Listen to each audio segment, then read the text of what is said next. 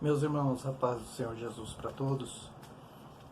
Sou muito grato a Deus por mais essa oportunidade de poder refletirmos juntos, né? Mais uma lição da Escola Bíblica Dominical da editora Betel. E eu agradeço a você também que está nos ouvindo, nos assistindo, pela paciência, pelo carinho, né? E separar um tempo, né, da sua vida para ouvir um pouco da palavra de Deus, e que Deus te conserve sempre assim, também, com esse apetite espiritual pela palavra de Deus, tá bom? Hoje nós estudaremos a lição de número 5, que tem como título O Bem contra o Mal, conflitos na caminhada. O texto para a nossa reflexão está no livro de Esther, capítulo 3, dos versículos 8 ao 11, e depois os irmãos leem com mais tempo, né, tranquilos, né, com mais calma nas suas revistas, né? Se você não tiver a revista, você leia na sua Bíblia esse texto, que é muito importante, tá bom? Nesse texto, o Amã, que era o braço direito, o homem de confiança do rei Assuero, ele está numa linguagem figurada, né, como diz aí fora, fritando o Mardoqueu, né, e todo o povo judeu, né, que havia na província do rei, justamente porque o Mardoqueu ele não se dobrava diante de Amã, né? Então o Amã ele foi pedir carta ao rei para que pudesse exterminar, né, uma carta que o autorizasse a exterminar, a aniquilar não só Mardoqueu, mas como todo o povo judeu também, né? Mas como diz aí na introdução, irmãos, da lição, o bem sempre triunfa contra o mal, né? Agora, por que o bem sempre triunfa contra o mal?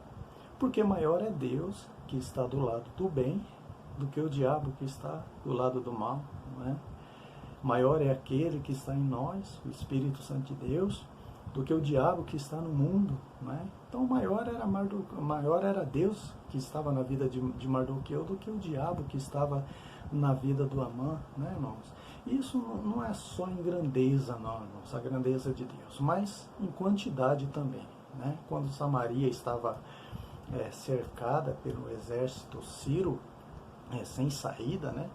Então o moço de Eliseu, a Bíblia diz que ele se desesperou, né? E disse para o Eliseu: e agora o que nós faremos, né? Então o Eliseu ele olha para o monte e ele vê o exército, né, celestial, com carros, com cavalos de fogo, né? Então ele acalma o moço, né, dizendo: não temas, né? Porque mais são os que estão conosco do que aqueles que estão com eles, né? Então, irmãos, isso está lá no segundo livro dos Reis, capítulo 6, versículo 16, né? Então, irmãos, mais é os que estão conosco do que aqueles que querem nos perseguir, querem nos afligir, usados pelo inimigo, né? E se os irmãos observarem bem, lá em Apocalipse, né, se não me falha a memória, diz que 1/3 dos anjos, né, se rebelaram contra Deus, né? Isaías também fala isso, em Ezequiel também fala isso, né? E agora eles são demônios, né, a serviço de Satanás. 1/3. Então isso significa que 2/3 não se rebelaram contra Deus e estão a serviços de Deus, então, né? E sabe o que isso significa, irmãos? Sabe o que isso significa? Não significa nada, absolutamente nada. Sabe por quê? Porque Deus ele poderia destruir todos os demônios, o diabo e todos aqueles que nos perseguem, que nos afligem, os ímpios, né? Que não querem saber de Deus, que não temem a Deus. Deus poderia destruir todos eles somente com o seu hálito, somente com o sopro do seu nariz. Louvado seja Deus. Isso está lá no livro de Jó, capítulo 4, versículo 8 e 9. Mas Deus usa os anjos para nos proteger, assim como Deus nos usa também para pregar o Evangelho, porque Deus ama a sua criação, né? Mas não que Deus depende de anjo ou depende de nós, né? Deus poderia destruir todos os nossos inimigos sozinho, com o sopro do seu nariz, né? Mas então, se você se sente ameaçado, né, pelas afrontas do adversário, confie em Deus, né? Fica em paz, ainda que você não veja com seus olhos físicos, né, como o moço de Eliseu aqui não via, Eliseu teve que orar a Deus, né, falar: Senhor, abre os olhos desse moço para que ele veja, né? Então, ainda que você não veja, há um exército de anjos, ou melhor, um anjo do Senhor, né, acampado ao nosso redor, como diz lá no Salmo 34, versículo 7, o anjo do Senhor acampa-se ao redor dos que o temem e o livra, né? Então, irmãos, ainda que o diabo ele esteja ao nosso derredor, bramando como um leão, né, e buscando a quem possa tragar, como Pedro diz lá na primeira carta, no capítulo 5, versículo 8, o diabo está ao nosso derredor, mas o anjo do Senhor está ao nosso redor e nos livra, né?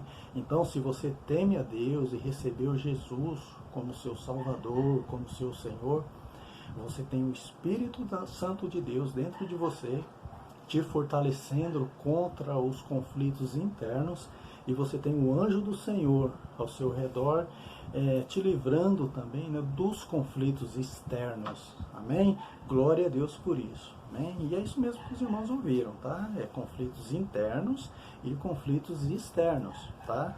Porque ainda que o tópico 1 ele vai abordar somente os conflitos externos, assim como a lição toda, né? Os internos também, os conflitos internos, são uma realidade na vida do crente fiel, tá bom?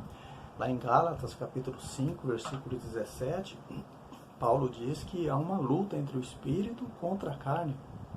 E esses opõem-se um contra o outro para que a gente não faça aquilo que nós queremos. Quando você quer fazer o mal, a sua tendência pecaminosa, o Espírito Santo vai te orientar para não fazer aquilo. E quando você quer fazer o bem, a carne vai te tentar, o diabo, através da carne, dos desejos carnais, vai te tentar para não fazer o bem. Então há essa luta, o espírito contra a carne. E essa luta não havia antes de nós recebermos Jesus como Salvador. Porque só a carne reinava, né, sem resistência, sem a resistência do Espírito Santo de Deus. Então nós pecávamos sem nenhum problema, né? Sem nenhum peso na consciência, sem nenhum arrependimento. Mas quando nós recebemos Jesus, o Espírito Santo passa a habitar em nós, agora há uma resistência contra a carne, contra o pecado. Por isso que é esse combate, o Espírito contra a carne, né? E, irmãos, nós recebemos Jesus e temos o Espírito Santo em nós, né? 1 Coríntios, capítulo 3, versículo 16. Só que nós não podemos esquecer que nós ainda habitamos no corpo pecaminoso, corruptível. Nós ainda temos a natureza pecaminosa. Lá em Romanos, capítulo 7, versículo 17, Paulo fala, né, que o pecado que habita em mim é que me faz fazer o mal que eu não quero. Então, irmãos, a gente tem o Espírito Santo e ele resiste, né? Ele resiste ao pecado, resiste às tentações, né? Os desejos da carne que há em nós. O Espírito Santo agora vai resistir nessa luta contra a carne, né? Até que ele seja tirado no arrebatamento da igreja, que está lá em 2 Tessalonicenses, capítulo 2, versículo 7. Louvado seja Deus. E aí, irmãos, é como se a nossa alma estivesse no meio, e de um lado o Espírito Santo e do outro o diabo, o pecado, a carne, né, nos chamando, né, nos chamando, porque eles não puxam a força. Nem o Espírito Santo vai nos puxar a força, a nossa alma, para o bem, nem o diabo vai nos puxar a força, através da carne, para o mal, né? O escritor lá, o Zacarias, né, em Zacarias, capítulo 4, versículo 6, fala que não é nem por força, nem por violência, mas pelo meu Espírito. Ou seja, pelo convencimento do Espírito Santo, que ele é que convence o homem do pecado, da justiça e do juízo, né? Está lá em João, capítulo 16, versículo 8. O Espírito Santo não obriga a gente a não fazer o mal. O Espírito Santo nos convence. Então não é nada voluntário a nossa atitude, percebe? Assim como o diabo também não nos obriga a pecar. O diabo ele não tem, ele não tem esse poder para nos obrigar a pecar. Nós podemos resistir ao diabo e ele fugir de nós. Tiago, capítulo 4, versículo 7. Então o diabo ele vai tentar, né? Assim como tentou Eva lá no Éden, né? Ele não forçou Eva a comer do fruto proibido. O diabo tentou, seduziu a Eva. Então, irmãos, aí agora cabe a nós decidirmos, né, aquele lado que nós vamos inclinar, se é para o Espírito ou se é para a carne. Só que Paulo, escrevendo aos Romanos, capítulo 8, versículo 6, ele adverte, né, dizendo que a inclinação para a carne é morte, mas a inclinação para o Espírito é vida e paz. Então, como diz o escritor aos Hebreus, no capítulo 3, versículos 7 e 8, se hoje ouvires a voz do Espírito Santo de Deus, não endureça o seu coração como os nossos antepassados, né, endureceram lá na tentação do deserto. Amém?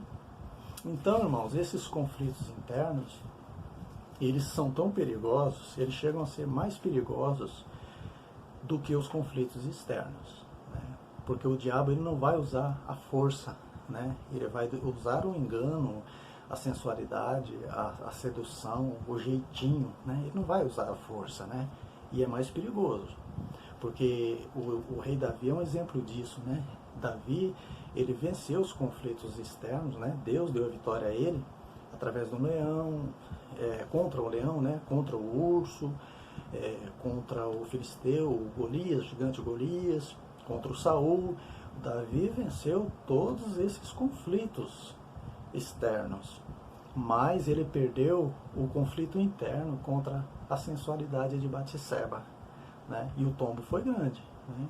Então, irmãos, mas nós não estamos só, irmãos. O Espírito Santo está conosco, né, para ajudar nas nossas fraquezas, para nos convencer do pecado, da justiça e do juízo, para nos ensinar todas as coisas, para interceder por nós com gemidos inexprimíveis diante do Pai, né, para nos consolar, enfim, né, nós temos o Espírito Santo para nos ajudar nas lutas contra esses conflitos internos. Então nós só temos que vigiar, resistir ao diabo e ele fugirá de nós. Amém? Mas então nós vamos falar sobre o conflito externo, né, de Mardoqueu versus Amã, né, que está aí no tópico 1, e que também é uma realidade na vida do crente fiel, né? Há esse conflito. Não deveria, né? Se o crente é fiel a Deus, se o crente sendo fiel a Deus, ele não rouba, ele não mata, ele não adultera, ele não mente, ele não xinga. Então não faz sentido ele ter conflitos. Parece que não, né? Não tem explicação, humanamente falando, olhando pelos olhos da carne. Por isso que a gente tem que olhar pelos olhos espirituais, né? Então tem esse conflito sim, porque lá em 1 João, capítulo 5, versículo 19, Jesus diz que João, né, escrevendo, diz que o mundo jaz no maligno, ou seja, o mundo repousa no maligno, né? Então, quando Jesus nos tirou desse mundo, né, espiritualmente falando, né, nós estamos no mundo, mas não somos desse mundo. Jesus nos comprou com o seu sangue. Então, nós passamos a andar de acordo com a palavra de Deus. E a palavra de Deus anda no sentido contrário, na contramão do mundo, né, do sistema pecaminoso mundano. Então, a gente andando na contramão, irmãos, o inimigo ele vai ficar furioso. Então, ele vai usar as pessoas que não temem a Deus justamente para nos perseguir. Jesus diz lá em João, capítulo 15, versículo 19, se vós fosseis do mundo, o mundo amaria o que é seu, mas porque não sois do mundo, antes eu vos escolhi do mundo, por isso o mundo vos aborrece, né? Perceberam? E isso também, irmãos, aconteceu também com Davi, né? Davi está em todas, né? Davi, antes dele ser ungido rei de Israel por Samuel, ele cuidava das ovelhas do seu pai. E Saul já era o rei de Israel. Só que Saul não perseguia Davi, deixa ele lá quietinho, coitado, né? Simplesinho, cuidando das ovelhas. Só foi ele ser ungido rei de Israel, e aí Deus começou a usar ele de uma maneira grandiosa. Aí surgiu a inveja no coração de Saul. Saul começou a perseguir Davi, queria tirar a vida de Davi. E o Davi, irmãos, ele não entendia por que isso acontecia com ele.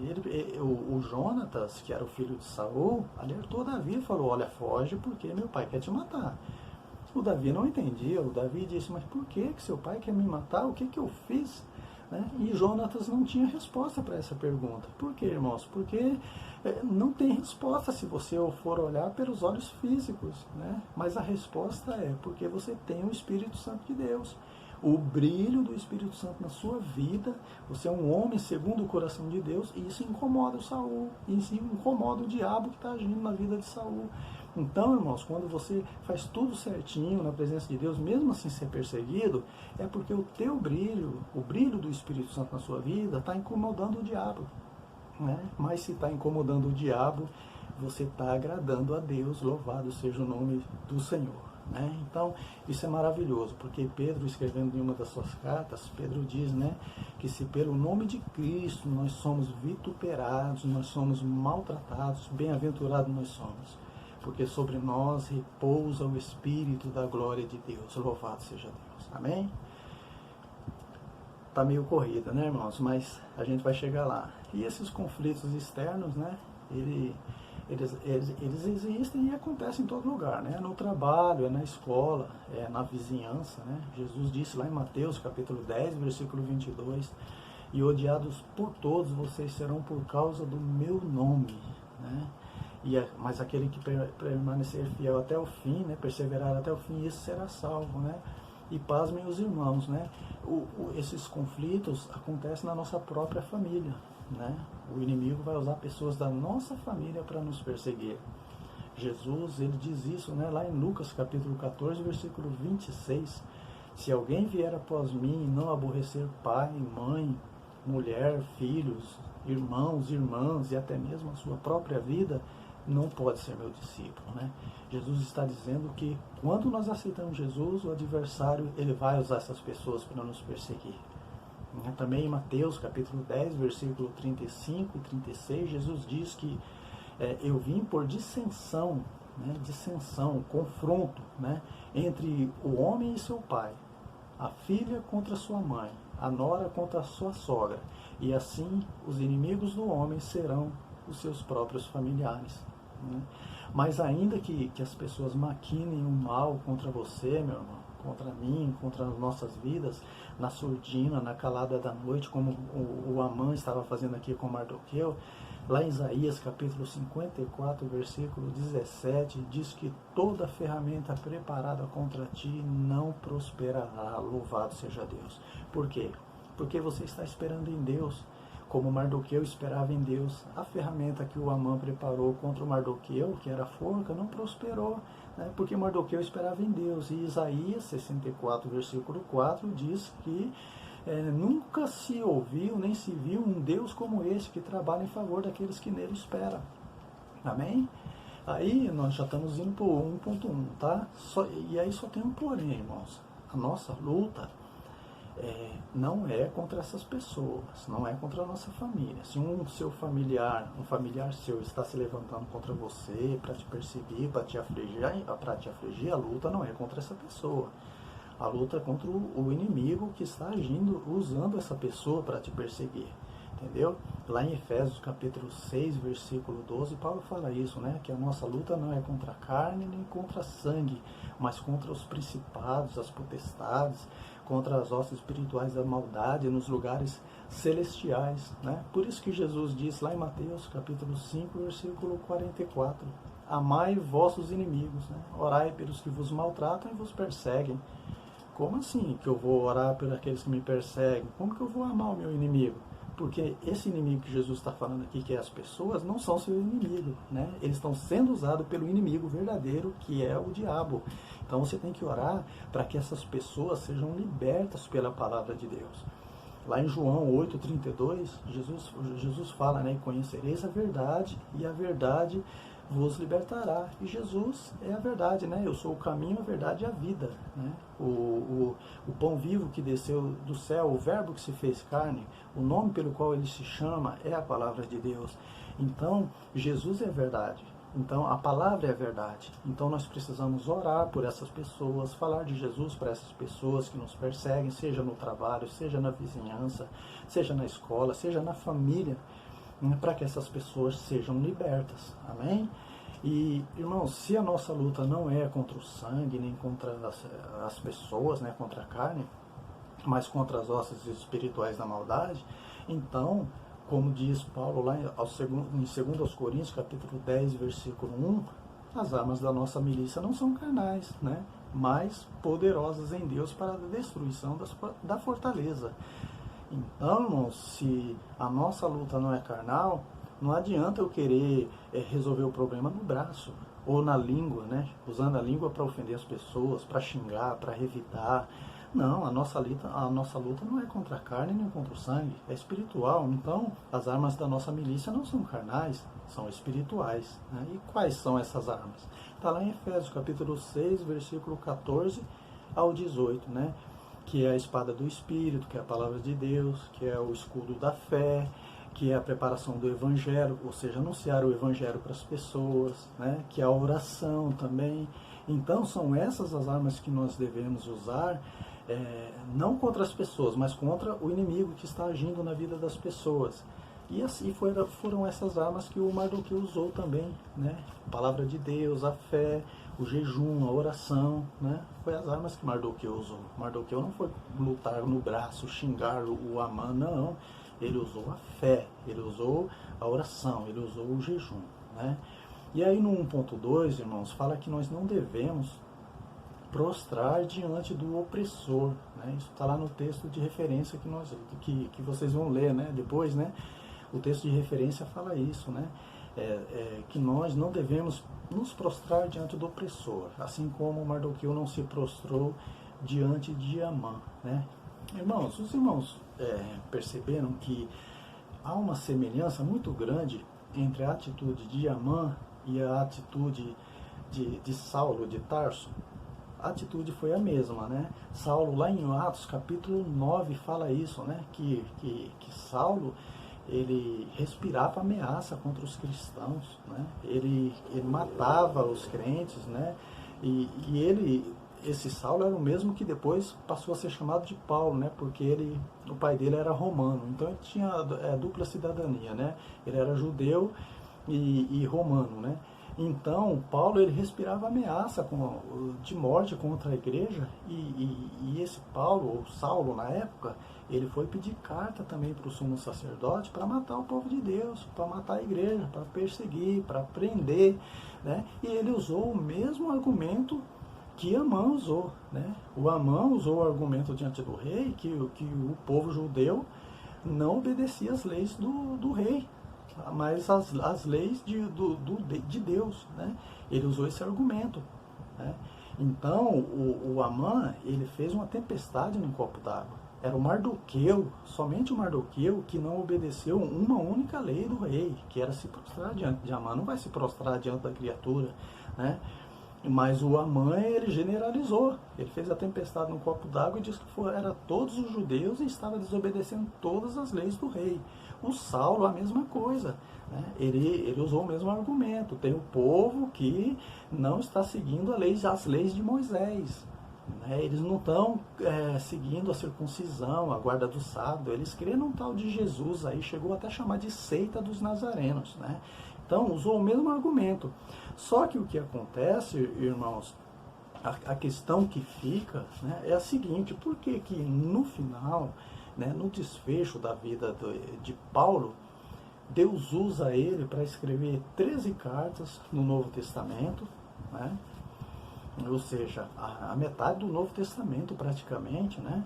Deus usa ele para fundar várias igrejas na Ásia, na Europa, e até hoje, né? Paulo é reconhecido como o maior missionário de todos os tempos, né?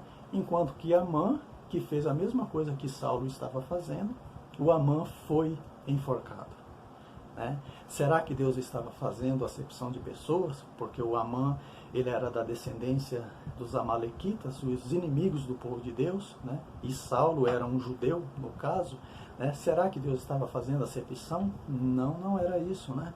Porque lá em Atos capítulo 10, versículo 34, Pedro diz que Deus não faz acepção de pessoas, irmãos, né?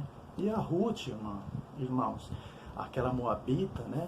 Ela é um exemplo disso, né? Ela se juntou ao povo de Deus porque ela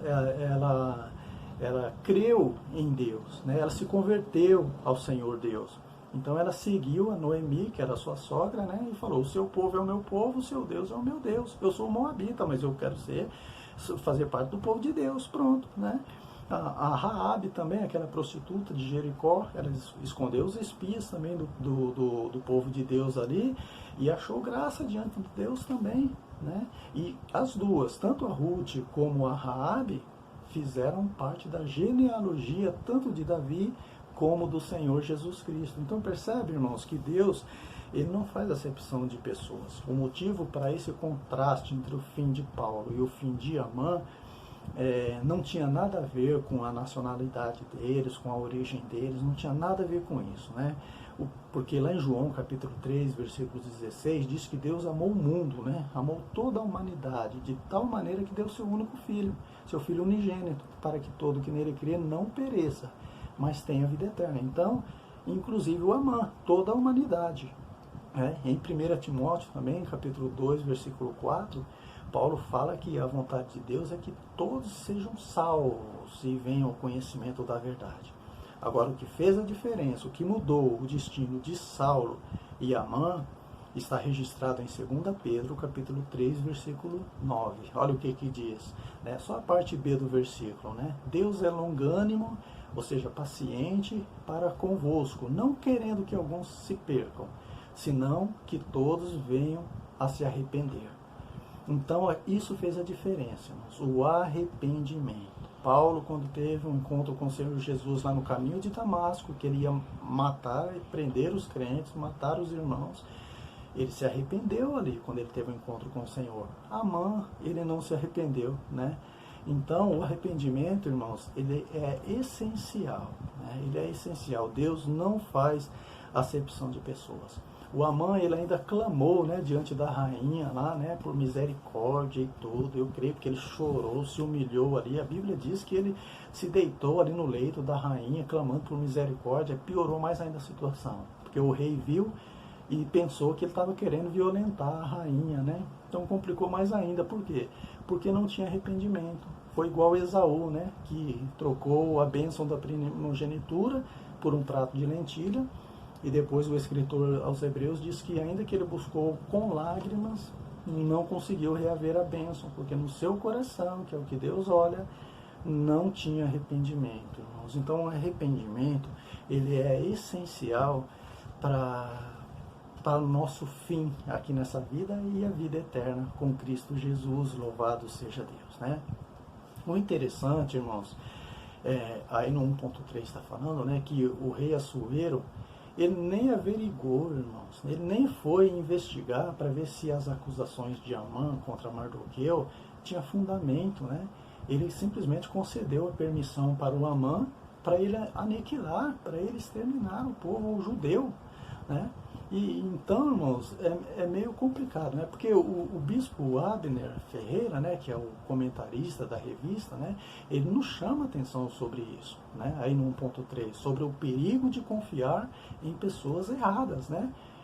E às vezes eu fico pensando, irmãos, o que será que levou Amã a adquirir tanta confiança do rei assim, né? O que será que o rei viu em Amã para ser um homem de confiança dele, um camarada, mau caráter desse jeito, né? Será que foi bajulação, tapinha nas costas, né? Elogios ao rei? Será que foi isso que adquiriu a confiança do rei, né? Então, irmãos, os líderes das igrejas, os pastores, líderes de departamentos, precisam vigiar muito quanto a isso, né? Não aceitar esse tipo de coisa, né? Ou pelo menos averiguar qual é a intenção da pessoa, né? Não que seja errado, irmãos, o pastor, ele receber uma homenagem, né, no dia do seu aniversário, por exemplo, né, a igreja faz um rateio ali, dá um presente para o pastor, para a esposa do pastor. Não é errado isso, né, porque Paulo diz lá em Romanos capítulo 13, versículo 7, que nós devemos dar honra a quem tem honra, não é? Agora precisa ver o propósito do coração. Por que nós estamos fazendo isso? Entendeu? Olha o que João diz lá na primeira carta, no capítulo 4, versículo 1. Amados, não creais em todo o espírito, mas provai se os espíritos são de Deus. Então o líder espiritual, irmãos, tem que ter esse discernimento, né? Não se deixar se levar por bajulação. Às vezes está dando asa para a cobra sem saber, né? O apóstolo Paulo foi um grande exemplo, irmãos, de ter esse tipo de discernimento. Porque quando ele estava indo para a oração, né, lá em Atos dos Apóstolos, capítulo 16, versículo 18, ele estava indo para a oração e veio uma jovem, né, e ela tinha um espírito de adivinhação. E essa jovem, ela começou a elogiar Paulo, né, e Silas, que estava com ele ali, e ela dizia, né, olha esses homens que nos anunciam o evangelho, eles são servos do Deus Altíssimo. Olha que elogio, né, irmãos? É a mesma coisa da pessoa chegar e falar, olha, você é crente, viu? Você é um servo de Deus, um servo de Deus mesmo. Paulo vai e tem esse discernimento e viu que aquilo ali não vinha de Deus, né? Então Paulo repreendeu na hora, expulsou o demônio da vida daquela menina, né? Então, irmãos, o líder, o pastor, ele tem que ter esse discernimento, né? Cuidado com os tapinhas nas costas, cuidado com os elogios, né? O Senhor Jesus também deu uma grande lição para nós nisso aqui. Nicodemos, lá em João capítulo 3, ele vai conversar com Jesus à noite, né? E ali ele vai com elogios também diante do Senhor Jesus, né? E ali ele chega para Jesus e fala, mestre, nós sabemos que o Senhor é de Deus, né? Porque ninguém poderia fazer essas coisas se Deus não fosse com ele. Então, o Senhor é um homem de Deus e tudo. Jesus já corta na hora, irmãos.